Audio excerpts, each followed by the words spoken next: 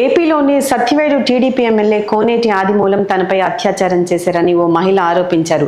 TDP కార్యకర్తగా ఎన్నికల్లో ఆయన తరపున ప్రచారం చేయగా తన ఫోన్ నెంబర్ తీసుకొని పలుమార్లు కాల్ చేశాడని పేర్కొన్నారు. జూలై 6న తిరుపతిలోని ఓ రూమ్కు పిలిచి తనపై బలాత్కారం చేశారని, మళ్లీ రాకపోతే చంపేస్తానన్నారని, ఈ విషయం నా భర్తకు చెప్తే ఆయన పెన్ కెమెరా ఇచ్చారని, దాంతో ఇవన్నీ రికార్డ్ చేశానని తెలియజేశారు.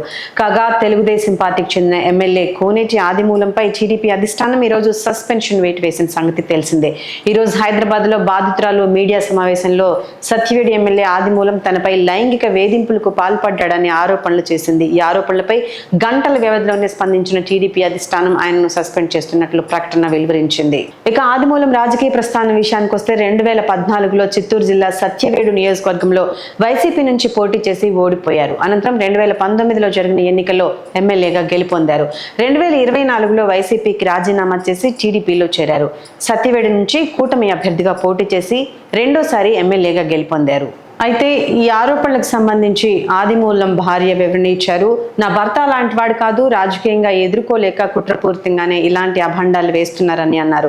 నా భర్త 4 పిల్లల తండ్రి, ఈ వయసులో ఇలాంటి పనులు ఎలా చేస్తారు? బాధ్యత గల ఒక తండ్రిగా బిడ్డలను పెంచి పెళ్లిళ్ళు చేశారు. ఏ ఒక్కరి దగ్గర ₹1 కూడా లంచం తీసుకోరని నియోజకవర్గంలోని ప్రతి ఒక్కరికి తెలుసు.